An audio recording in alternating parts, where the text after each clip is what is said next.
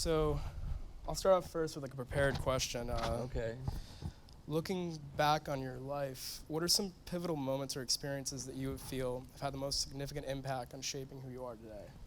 Just kind Looking back on my life, what has shaped who I am today? Well, that's a long conversation because I've lived a fairly long life. I don't know. I mean, I think, my approach to filmmaking has grown out of an experience of teaching.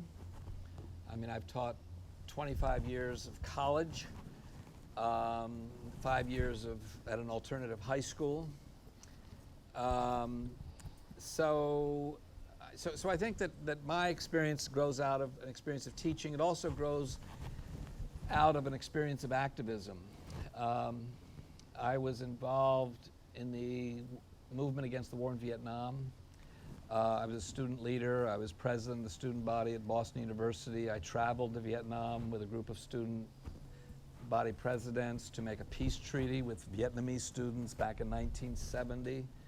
And that experience really changed my life in a lot of ways. And it propelled me into wanting to do work that had impact, had social impact, engaged people in a process. And so for me, the filmmaking experience has been part and parcel with my kind of activism. In other words, I didn't go to Hollywood. I wanted to make movies in New England. My view was that we could make movies where we are. We don't need to be part of a commercial industry. And that films that had cultural value also. I've done a lot of adaptation from literature. But I also grew up in a time where movies were very exciting. I mean, I grew up in the late 60s, early 70s when foreign film was happening, Fellini and Godard and Robert Bresson and Blow Up, and even American films, Chinatown and Midnight Cowboy and John Cassavetes. And I mean, I started a film series in 1975. I took 16-millimeter movie prints around to 6 towns every week to show movies, to sort of proliferate and get people connected and talking and responding. And then I expanded to include performing arts and make documentaries and started a youth circus for kids. So the idea was always community and culture. That was my thing. And film as the vehicle that especially excited me. Although in my presenting work, which I still do, I bring in dance companies and theater companies and music. And so the arts, performing arts, culture, and community, that's my passion. And it grew out of these experiences, both of having a good education. I went to a Quaker elementary school, went to a boarding school that I sort of wangled my way into by convincing the grounds crew that I was 13 when I was actually 12, and then figured out a way to get a scholarship to the school. So I don't know. I mean, I think that's it, wanting to form and connect community and to use the arts, the performing arts and film as the vehicle through which that people come together and have conversation. Speaking a bit on the traveling. Yeah. You've been to China, South Africa, Venezuela during Hugo Chavez's reign, and even Vietnam in the 70s. Can you share a personal experience where exploring a new culture had a profound impact on your perspective of understanding of the world? How an experience in a foreign country had a profound impact on my experience. Well, I mean, the place that had the biggest impact on me was going to Vietnam when I was 19 years old, and seeing the impact of the war and meeting people who had been sort of largely objectified and sort of seeing them as real people. Because I'd not really traveled outside the United States before that, and so it was a pretty dramatic experience to see people living with that kind of poverty, but still very connected in their villages and communities. So I think that it gave me a perspective that, it's easy living in the United States to view ourselves as the center of the universe, and in many ways we are. But to develop some sense of other people. I watched a movie last night. I curate a film festival in Middlebury, Vermont. And I watched a documentary last night made by a man who was celebrating his 30th high school reunion and going back to the photograph of the students that were in his class. And he grew up in Kosovo and Serbia and the former Yugoslavia, and talking about how, for the students in that class, they had not been able to fulfill their dreams that they had naturally had as young people about their futures. And it gave me a sense of humility about being an American, because we take a lot for granted. And I think that these were young people who saw their lives before them, but then they were suddenly thrust into terrible conflict and war, and it didn't happen. You know, and many of them had to just survive and to find alternate paths and to be disrupted and feel that the political situation in Serbia today is as insecure as it was then, but fortunately not violent. And so I think that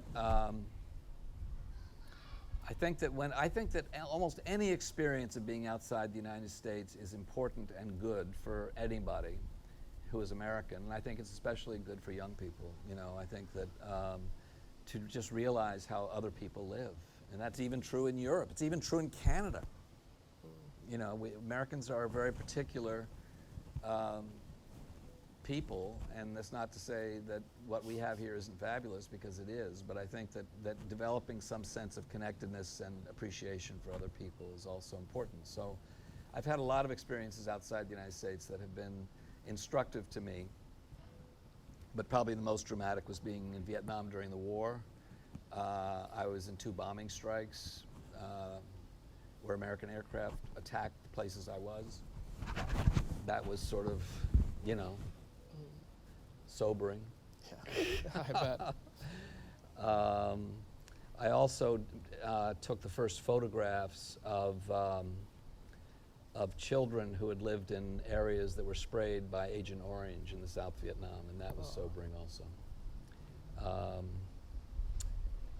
So I think that was probably, it just made me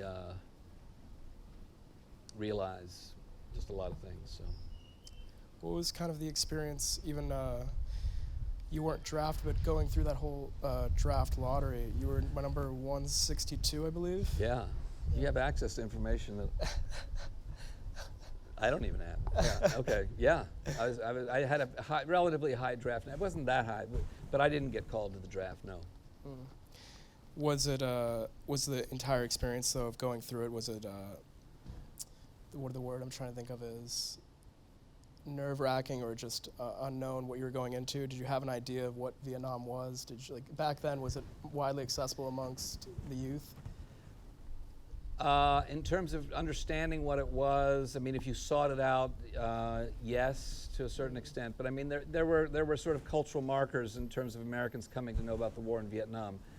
I mean, it was in the news. There was a great article by a writer named Orville Schell, or Jonathan Schell, in the New Yorker back in about 1967, that talked about a small village that had been impacted by the war that was quite eye-opening. Martin Luther King's speech on April 8, 1967 was a real eye-opener for me. I was in high school at the time. So there were pieces that you gained to understand about the war. There was a movie called In the Year of the Pig by Emile D'Antonio, which came out and had clips. They were mostly news clips. I mean, but a lot of it was the issue of the war. By going to Vietnam, what I was able to see was the culture that was not simply the war. It was possible to have images certainly about the war, but there wasn't a lot that went deeper. Ultimately, Vietnam became a major learning experience for me. I was active against the war. I worked on the Pentagon Papers trial.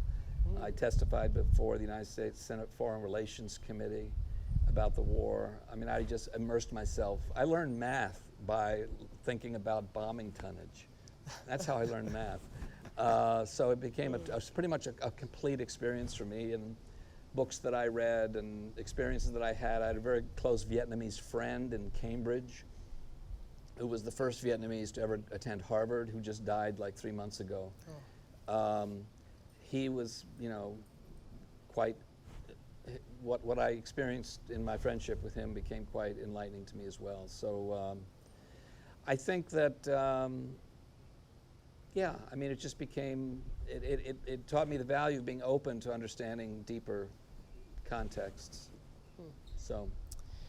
You've been quoted as saying, a New England farmer milks the cows, looks after livestock, tends to sugar maples, harvests crops, and does it all. As an indie filmmaker, you often need to be the jack-of-all-trades type, taking on various roles and responsibilities. How has this multifaceted approach to filmmaking influenced your creative process, and what are some of the unique advantages and disadvantages of being involved in multiple aspects of the filmmaking process?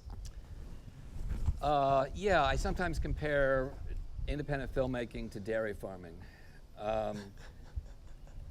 There are a lot of similarities. I mean, yes, I have to be involved in pretty much all aspects of it. The result is films that are sort of handmade, and that process interests me, and those are also films that I particularly appreciate, that doesn't feel manufactured. And like dairy farmers, I was surprised, dairy farmers ship their milk and don't find out what they're being paid for it until a month later. Can you imagine that? Yeah. I have no idea. Because the big, you know, bottling companies and everything else, they sort out the finances and then send them a check based on what it's worth to them after they've been able to figure out all the other factors involved. It's just nuts. I didn't even know that. And unfortunately, dairy farms are going down the tubes left, right, and center. I can see out the window of my office at home. There are 3 dairy farms that I can see on these voluptuous hills going up, you know, 2 or 3 miles out the window. None of those are now milking cows. One of them had been a dairy farm, had been a farm since 1782, but in the same family. And it's just too difficult. But, you know, independent filmmaking is also very hard. I mean, the industry is, and I mean, we could go into a whole long thing about that, but, you know, back in 1996, when I made my second feature film, the thing that worked for independent video filmmakers was video stores. There were 50,000 video stores in the United States during the 1980s and early 90s. And video stores paid $60 per VHS tape that they would rent out and then recoup their cost and then make profit off of the tape. And this worked very well for independent filmmakers because you could sort of grassroots, word of mouth, you could develop an audience in video stores. I mean, of course, art house movie theaters are always important, although it's hard to generate real revenue by selling movie tickets in theaters unless you're a blockbuster. But the video stores were helpful. So my first feature film, called Where the Rivers Flow North, sold like 45,000 videos at $60 a piece, okay? That was real revenue that I could pay back my investors and make it all happen. In 1996, Blockbuster, which was the big video conglomerate, said we're no longer going to pay $60 per unit of video. We're going to pay $5. And their goal was to basically wipe out other video stores and, frankly, hurt independent distributors as well. And as a result, where was the revenue? And so, you know, I was on and there in foreign countries, in Europe and Canada, we'll use as an example, the government actually protects what they call cultural filmmaking, which is filmmaking that originates from those countries in Europe or Canada, which by their nature are in competition with Hollywood and commercial cinema. So, you know, Spider-Man is always going to outgross a French film made by a French director, and so the government recognizes that, and through an elaborate, well-funded public television system, makes sure that French film producers will recoup fairly. I was on a panel in London talking about this issue, and I said, you know, the thing is that in Canada or France, when you sell your film to television, if you're an indigenous filmmaker to those places, you'll get $600,000 for the television rights. And a guy says, no, that's not true. You get $1 million. He says, and I know because I'm the head of Telefilm Canada, because he's the guy who made the deals. So the point is, that's the deal for a European filmmaker. In the United States, you sell a 3-year license to Netflix for $15,000. So the economics, compared again to dairy farming, are quite similar. It's very difficult. It's one of the reasons that I developed the program that we have of working with students to make films. Because these students are coming to participate as a semester of their college experience, and so their tuition supports the overall production cost. I mean, I have to raise some money, usually a couple $100,000, but it's not like raising $2 million. And so it allows us to make films where we're not dependent on the distribution or the financing structures of Hollywood. It allows us to get the films made. It also allows us to cast the actors that we want to, because when you make a film through the Hollywood system, the actors that you cast all have value that is considered commercial value. And a young actor just starting out is not going to have commercial value. You know, my early films I had to cast, I mean, my early films had Michael J. Fox, Martin Sheen, Rip Torn, Ernie Hudson, Chris Christopherson, Jacqueline Bisset, Tantu Cardinal, you know, and so even then, you know, you would push to get recognized talent to be able to make the movie. When, with this style of filmmaking, it's not so dependent on doing that. And so it actually allows us to work with actresses and actors that are not Hollywood stars. I mean, Susan McGinnis plays an important part in Martin Eden. She's not a commercially known actor. She's a Nantucket actor. So it allows us to also work with some regional actors as well, which we prefer. And to work with stories that are considered, again, more cultural than commercial. In Where the River Flows North, one of the themes the film explores is the struggle of a man whose way of life is threatened. This parallels a theme that some Nantucketers can relate to in regards to how the island is changing with or without them. What is your experience with how the island has changed since you've been a part of it, if not changed at all? How's the island changed since I've been a part of it? I mean, the part of it that I am is obviously not a full-time resident. I mean, I first came to Nantucket in 1969. I loved coming here and staying in the bed and breakfast so you could get a room for, you know, $45 a night. I mean, those were the days.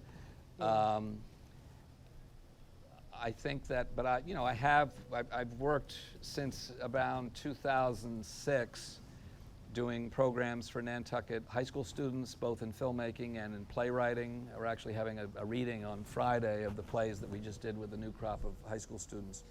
And I've made now 4 movies here, I think. Peter and John, Wetware, Martin Eden, and Lost Nation. We're going to make a 5th. So certainly it places me in contact with the island more deeply, and also parts of the island just in terms of the magnificence of a place like Cosqueda Pond and, you know, Great Point, and just these fabulous locations, the moors and all these fabulous locations. So I love Nantucket.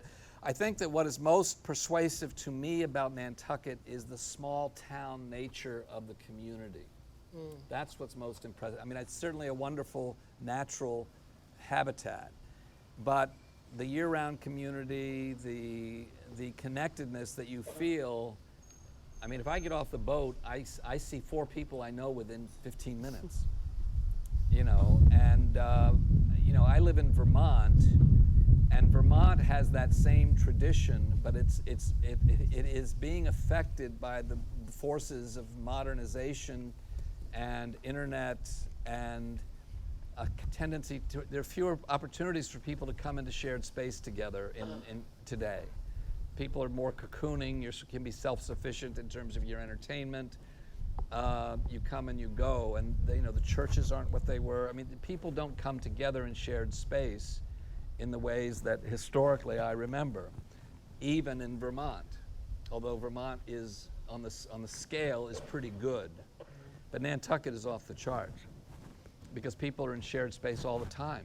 There's a fundamental sense that the entire island is shared space, you know, and I think that contributes to a connectedness, a solidarity, a healthy culture, a place, which isn't to say there aren't conflicts or problems or anything else, but there is a sense of people having a shared experience of the place that they live, which is pretty strong. But people agree with that? Yeah? And I think that it's unique in today's world, and I think that's one of the things I most appreciate. So how's that changing? I don't know. I mean, as I say, I've seen it change in Vermont a lot. Although I still value what exists of it in Vermont. And in Vermont, because they are small towns, you can work to rebuild that. I mean, I produce a performing arts series in the Northeast Kingdom of Vermont precisely to bring people into shared space. That's why I do it. And to have fabulous experiences when they're there, seeing a great dance company or a symphony orchestra or, you know, a theater piece. So I believe that culture is important to this, and I think that Nantucket also has some great cultural stuff. But I don't know. So the thing I value is that sense of shared community. I think it's very much intact in Nantucket. How is it being affected? Obviously, there are people that would like to be here that can't be here because of the housing costs. And so people that, you know, I mean, I just worked with this new round of high school students, and for the first time, they were sort of downbeat. They've never been that way. It's always been how much they love the island, how much they love their school. But I'll be very honest, they're saying that good teachers are coming and can't stay, and that upsets them. They feel they're not getting the same opportunities that they would have if teachers could be here and stay here. There are a lot of good teachers at the high school, there's no question about that. And maybe they're even overreacting. But I think that the island loses in terms of that shared community that I'm talking about if it's not accessible. Because it's the year-round population that is the baseline for that, it seems to me. And it's the year-round population that also makes the experience of the summer population what it is at the same time. So I don't know, that's my concern, I guess. We're going to actually make, this year when we come to be involved making our movie based on a George Bernard Shaw play, we're also going to strengthen our documentary unit in response to people on the island who've asked us to engage and make a film about housing on Nantucket, and we're going to explore that and hope that it's helpful. Oh, that's awesome. I don't want to drift too far away from the topic of Nantucket, but it's kind of a similar thing that's being threatened right now, and it's kind of related to your childhood a bit, and I'm just interested if you could speak up on it a bit. Is growing up with your grandmother, you would go to the Roxy Theater or the Hippodrome, and it's clear you have obviously a passion for cinema. As movie theaters face challenges in the digital age, what do you think could be done to revitalize and reimagine the movie-going experience while still preserving the unique charm and communal aspect of watching films on the big screen? How to preserve the film-going experience? I mean, that's tough. Again, what I would say is that the more you can show films that are relevant to the people that live somewhere, the bigger the audience will be. And so for me, the truth is that I'll take Peter and John as an example. Not Peter and John, but Martin Eden, the last film I made. You know, because it's made in New England, I am actually able to get audiences in New England to come out to the film that might not normally do it. The other thing is you need to go at some level to where people are. But we played Peter and Martin Eden twice at the Dreamland so far. Both times it sold out. We also played Chatham, Wellfleet, Dennis, and Vineyard Haven, and Falmouth, and Wellfleet last summer to an average audience of 165 people a night, okay? At a time when the commercial movie playing next door was having 6 people in the audience. So that sort of bears out, well, if I were to say what's the solution, it's to program films carefully to make it more than just walking in and walking out. Sometimes have a filmmaker presence, have a discussion group that's possible, have the film connect to the place. I think those are the ways for an independent filmmaker to maximize audience. You know, I think again the movie theater experience is a good experience in terms of shared community. So then make it worthwhile as that experience. So have some conversation, have a filmmaker, have the film be relevant. So my experience, because we've done a lot of self-distribution of the theatrical release of my films. I've made 10 feature films so far. The next one will be the 11th. And they all have that connection to New England that allows us to play them. In fact, I can take earlier movies out now and still get good audiences for them. Because independent films never saturate their audience. First of all, there's always more audience out there. Yeah. When you have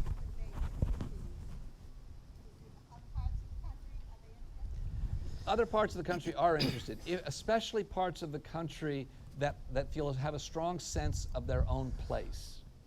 Which is to say that if I go to Sonoma, California, which has a strong sense of its place, with my film that is about place, I can get a yes, as long as you do the publicity and have a good theater that knows their audience and stuff like that. I mean, for me, at this point, you know, film screening is about event, and you need to make it an event. You need to work with a theater that knows its audience, and you need to do what you can in publicity and maybe form a partnership with public radio. I mean, just, you know, you figure out where's my audience, who's my audience, how can I reach them, and how can I communicate to them that there's an element in the film that is about place or about culture that they can respond to, basically. So yes, but my primary focus is New England, and I want it to play there. New England's a huge area. And, but yes, the films play okay outside of New England. But if you just go and book a theater in Des Moines and throw the film up there and don't do anything about it, nobody will come. So you have to be, so you won't play as many dates, but the dates you play, you need to be careful about. So I just booked a date, for example, in Ithaca. You know, it's in August. And you know, my musicians are from Ithaca. I've worked that theater before. The film critic knows my work. You know, the public radio station knows my work and will help and blah, blah. So you have to put all those pieces into place. So it's a matter of sort of community organizing. Again, the arts provide that opportunity.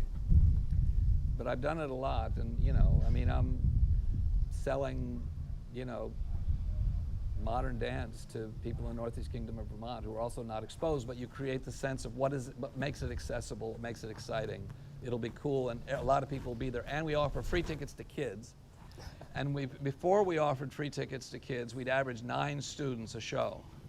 Now that we're doing it, we're getting 150 students per show. And as far as I'm concerned, it is gold. Nothing makes me happier than giving free tickets to kids. I absolutely have to tell you. And when I see a 5-year-old who's just listened to the Shanghai Opera Symphony Orchestra do Dvorak's New World Symphony, and this 5-year-old comes up to me and says, "That's the greatest experience of my life." You know, there's nothing better. And again, it's because if your young community is not vital, your community has problems. You know, you want to be constantly connecting there as well. My movies, there aren't a lot of kids that are going to come on their own to see my movies. That's part of the reason I also do performing arts, is because of that audience. But I work with students, and actually now that I work with students, I can go to any of the colleges that are involved and get good audiences. And that's important too. And the colleges are, you know, it's Wellesley, Mount Holyoke, Sarah Lawrence, Skidmore, Swarthmore, Hamilton, Bates, Kenyon, you know, Amherst, Spelman. So, I mean, that's a great little network, you know, and get students talking about cinema. What else we got here? Oh, we got as much as you want. People have questions too, feel free. Of course, yeah, go for it. I'm curious about what the students you're working with are saying about AI and how you see AI coming into the film industry.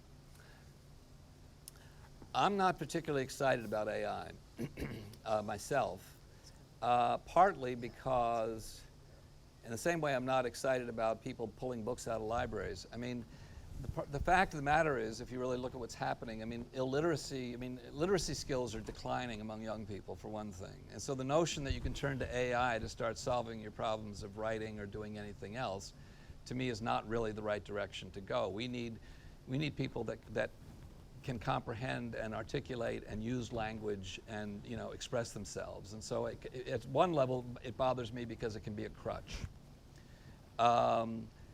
And it sort of cheapens then people that are working, you know, their fingers to the bone actually creating. I mean, it's one more assault to a certain extent to me on intellectual property. When I talk about how film has been devalued, there is a similar devaluation of music, of literature, and other, where if it's not a blockbuster, it's not supported. And so it's basically a devaluation of intellectual property, which also becomes all about the middlemen, you know, and the industry itself is dictating that. And that's why I like the European system that through public television, you know, supports cultural work that may not be able to slug it out with Spider-Man. So I value that intellectual property and the people that work so hard to create it. And to me, AI just says, look what we can do. We can push a button and produce an intellectual property. I reject that. And I think that ultimately the problems that we have in our society need to be solved by people getting better at thinking and better at articulating. And the idea that, you know, some people say, well, but this AI can see a tumor on a CAT scan that the doctor couldn't see. Well, great, fine. So use that. I mean, I don't want to stop anything that is clearly progress from happening. Beyond that, I mean, so my main problem is there's something that suggests laziness and a crutch and sort of not doing the work. I met a guy who says he now writes all of his law school papers just telling the, you know, chatbot GBT what to do, and it puts it out and he hands it in and it's all fine. You know, I also met with some Wellesley students over dinner a few weeks ago, and they said, boy, there's no AI allowed on that campus. You know, the minute you're starting to use that, it's a crutch. The larger issues about, oh, but what would happen if there were bad actors that got involved that could break a nuclear code? Well, there are bad actors. I mean, what are we talking about? You know, we see a lot of bad actors out there. So why create one more opportunity for, you know, doing something antisocial? I mean, my younger son got scammed about 6 weeks ago, where people called claiming they were drug enforcement, DEA, and the phone number checked out, and you know, it said that there'd been $600,000 of heroin received at an address in El Paso, Texas, in my son's name, and that his identity had clearly been stolen. And then they brought in, you know, Treasury agents, and they brought in New York Police Department, and all this stuff. And they kept him on the phone for 2 hours and got him all the way to the door of his bank holding a duffel bag, you know, to take all the money out. And it's like, this is going to be easier to do. You know, because AI is going to be able to imitate your voice perfectly, for example. And so your son or daughter could get a call in your voice telling them to do stuff, you know, or so scamming becomes easier in some ways. And in terms of bad actors, I mean, you know, there's like 84 dictatorships in the world right now. What are they going to do with it? You know, anyway, to me, technology. And the problem is that as a culture, we can't have the discussion about what is appropriate or not. It just happens, and we respond to it, which is one more reason why community is so important. You know, because in a community, you can have contact. You can have a conversation.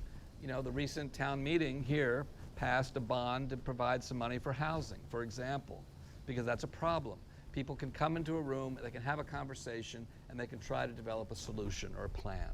That's what's important about the experience of being human, ultimately. And so I just don't know what, you know, I get impatient with people double checking my passwords all the time and dual verification. If you don't have your cell phone when you have your computer, you can't do anything. I mean, it's just like, when I first started using computers, the computer worked for me. Now I think I work for the computer. You know, and just all this disruption, all this interruption. You know, I mean, there was a study published in the New York Times about a month ago that the way the computer and the internet are interacting with people actually is there's not a net gain in productivity because of the interruption and distraction and stuff that is just constantly intruding and just having to do all this stuff. So I don't know. I'm not big on AI. I don't know what we can do about it.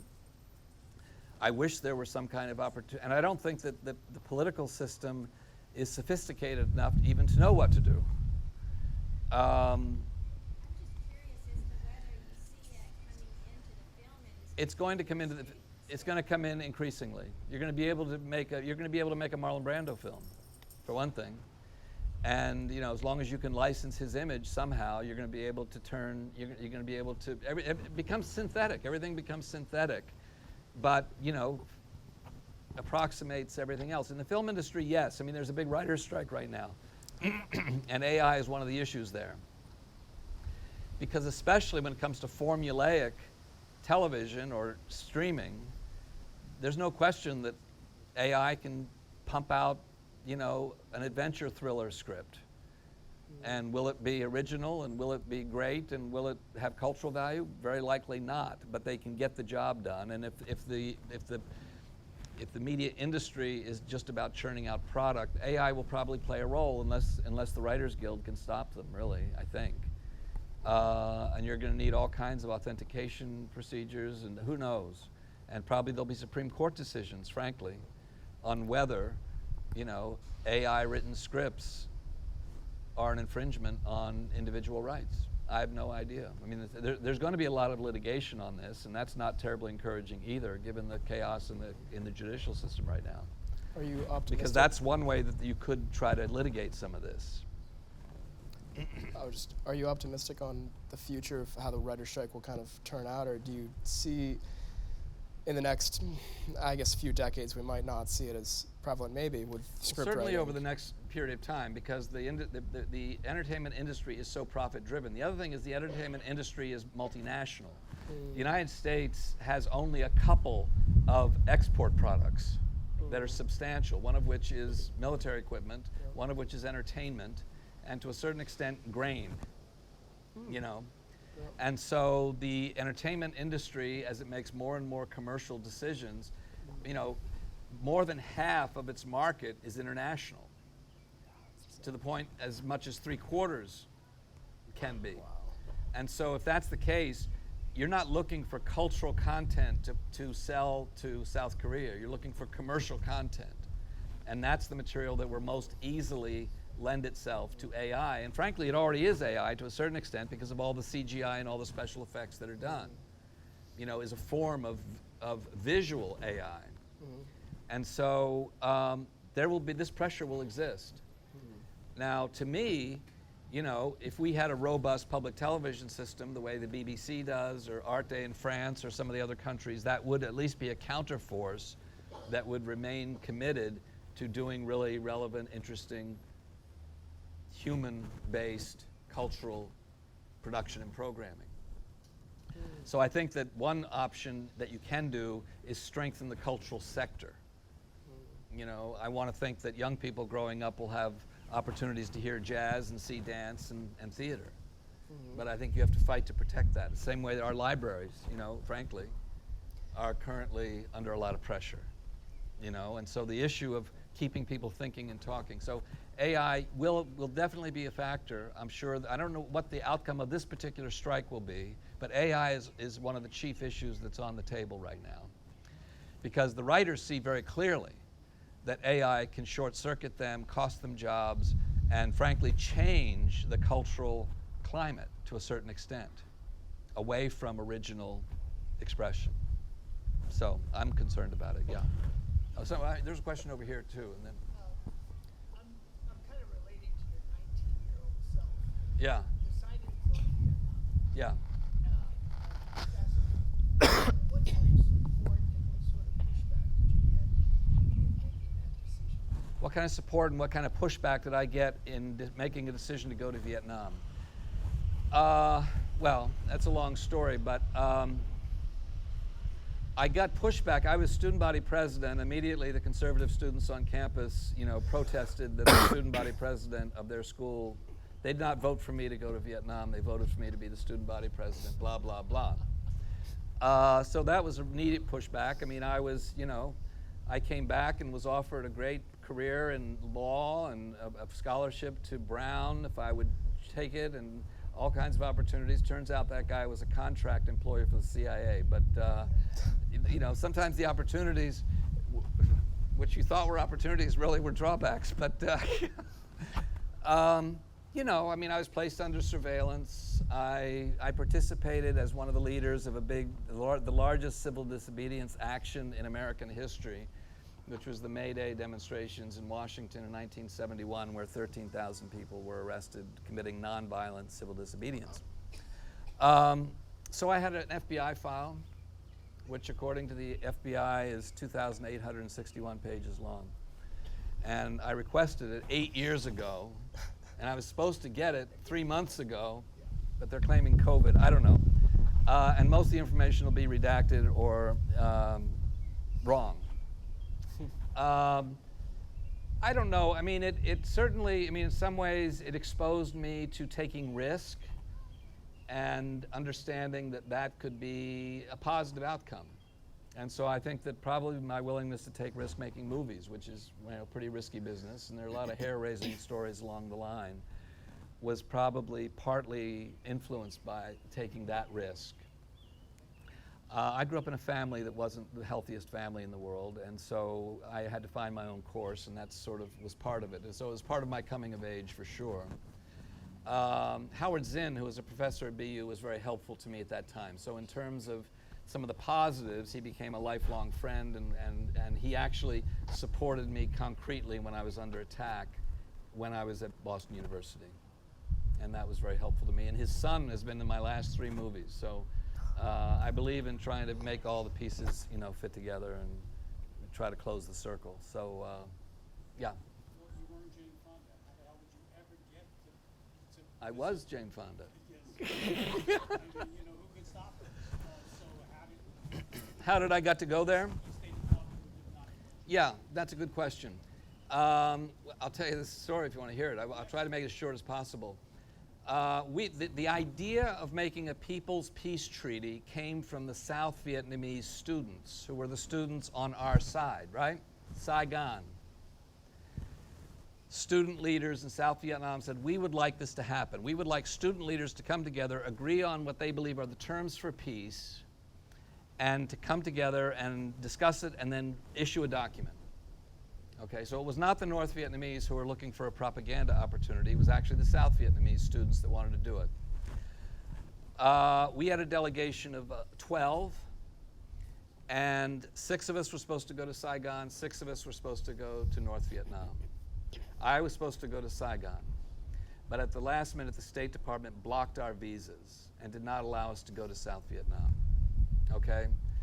However, one of our guys spoke Vietnamese, had worked with a relief organization in South Vietnam called the Vietnam Christian Service, and he slipped in, met with the South Vietnamese students, developed their draft of the peace treaty, slipped out to Vientiane, Laos. At this point, the South Vietnamese secret police discovered that he had been there, arrested the South Vietnamese students, and invaded his hotel room in Laos, looking for the peace treaty, which he had handed off to a Hawaiian student earlier that afternoon, and so he didn't have it. He then joined the rest of the group in North Vietnam, and then the North Vietnamese students, you know, basically ratified what the South Vietnamese students created.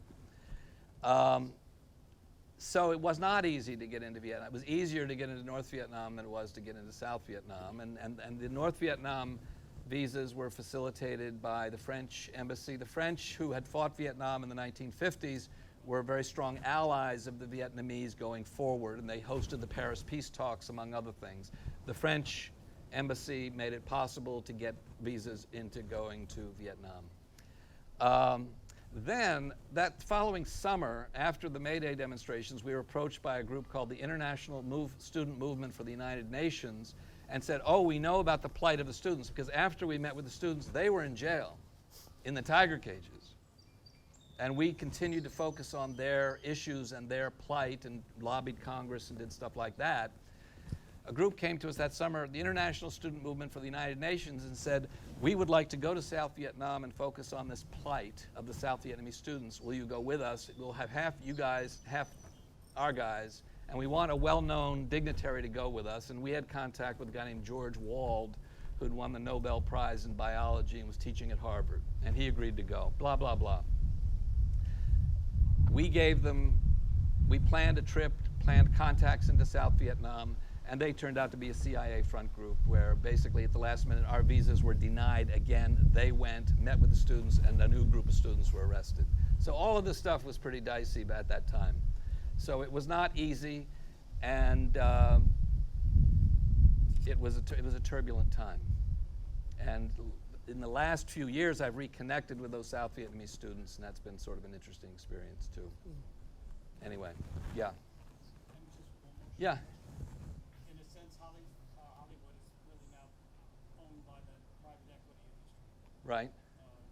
So it's independent filmmakers like you that are one of the only ones who can carry on. Independent filmmaking is important. You know, I curate a film festival in Middlebury, Vermont, which is for first and second time filmmakers, so we do what we can to really support independent filmmakers coming up. In order to really get their work seen, they're going to need networks, community networks, and outreach, and also reaching a younger audience for film is not easy because they're so used to commercial film. When I was growing up, we had the advantage of just a lot of access to what I would call non-commercial film. And so it's harder now, but yes, independent film is very important. Independent documentary is more vital in America than narrative. I make narrative because it's impossible. But documentaries do get seen more. There is some public television support for documentaries. And also you can make a place-based documentary relatively cheaply, and local audiences will be interested in it. And we'll see about that, you know, with this housing film that we're about to make. And hopefully, you know, we want it to be a collaboration with people on the island, and we will be there, and students will be involved. And let's see if there's interest, and let's hope that the film is not predictable and reveals something that's compassionate and helpful. You know, that's my hope. Was there a question? Yeah.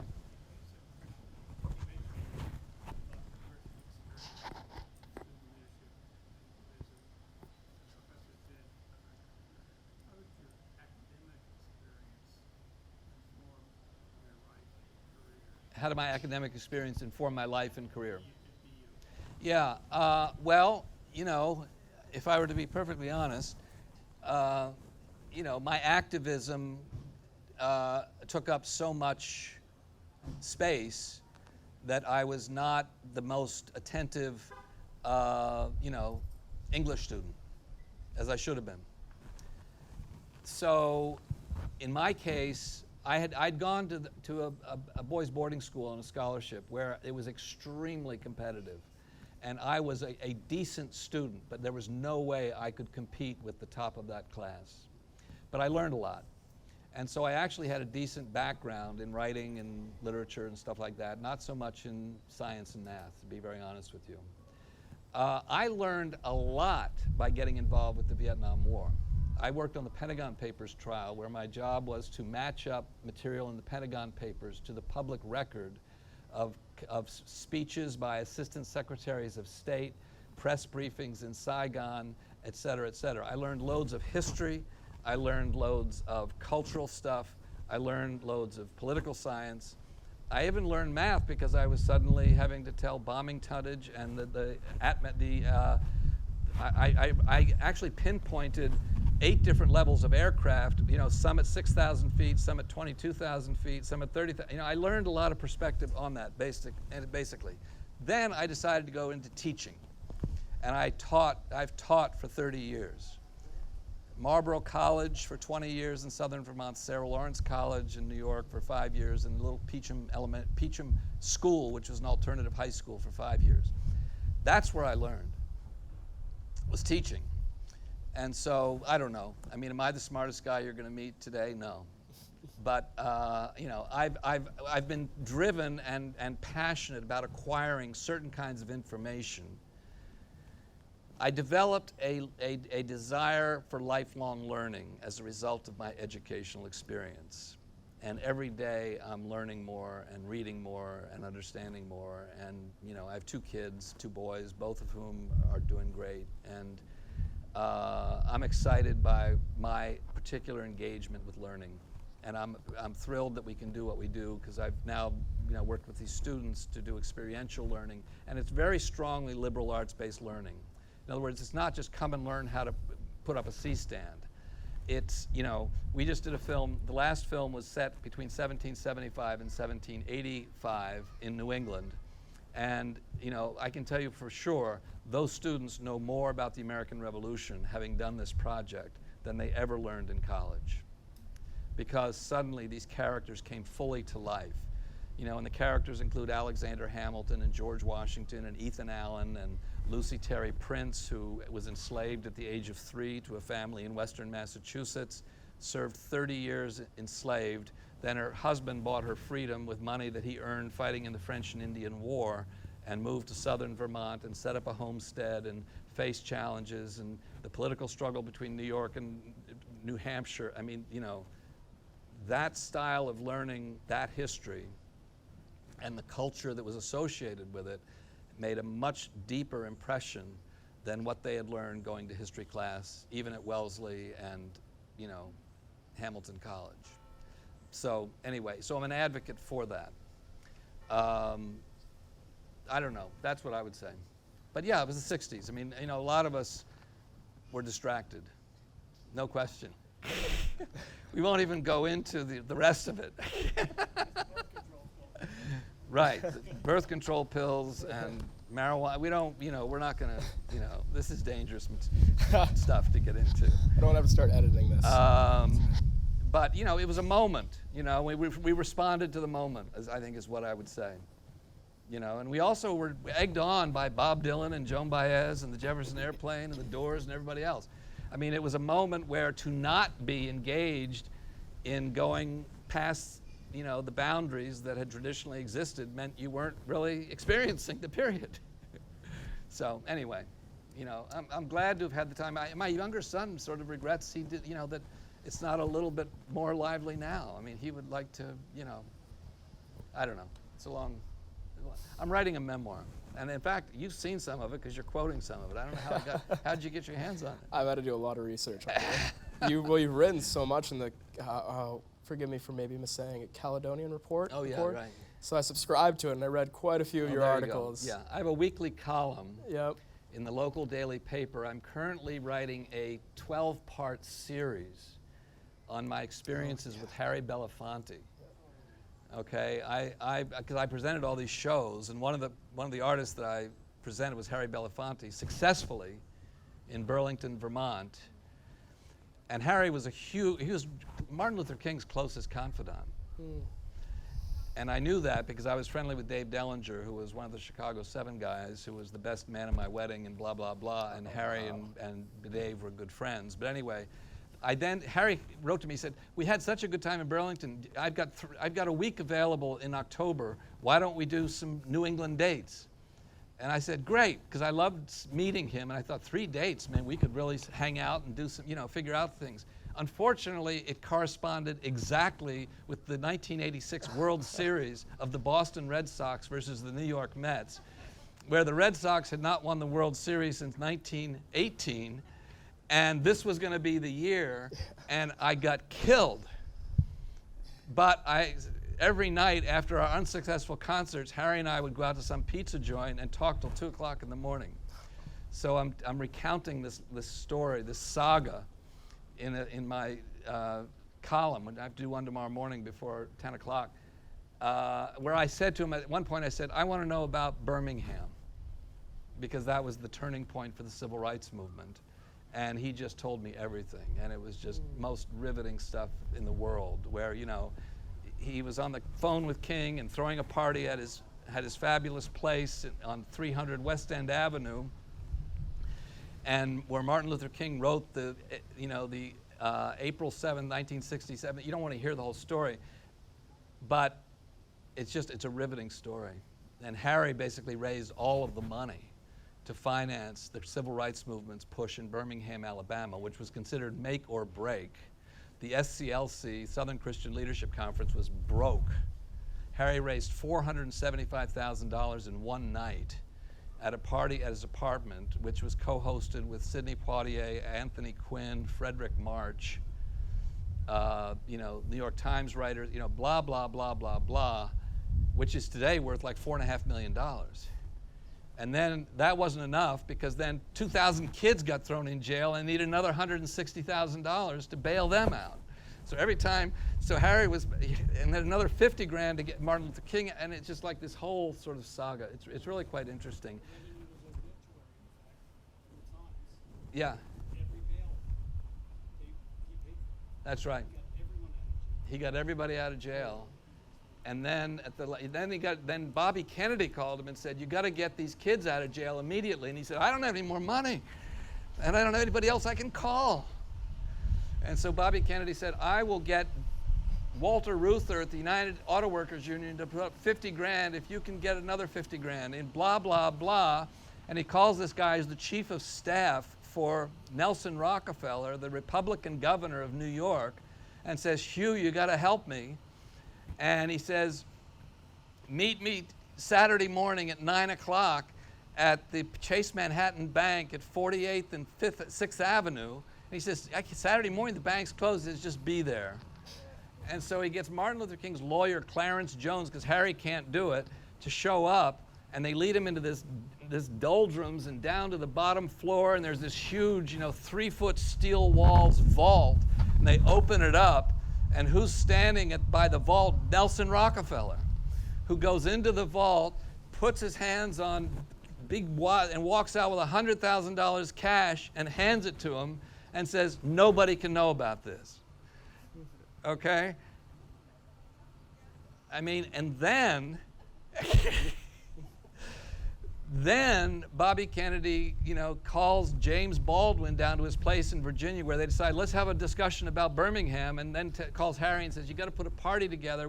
But tomorrow night at my father's house on Central Park South, and we want to do this whole thing." So Harry says, okay, and he brings Lena Horne and Lorraine Hansberry, and one of the guys that shows up at the party is this guy who's been arrested 12 times and beaten to a pulp during the Freedom Rides. And Bobby Kennedy is saying, "I'm so happy that we're remaining nonviolent." And this guy says, "Look, man, any more of this stuff and arresting 2,000, I'm going to take a gun."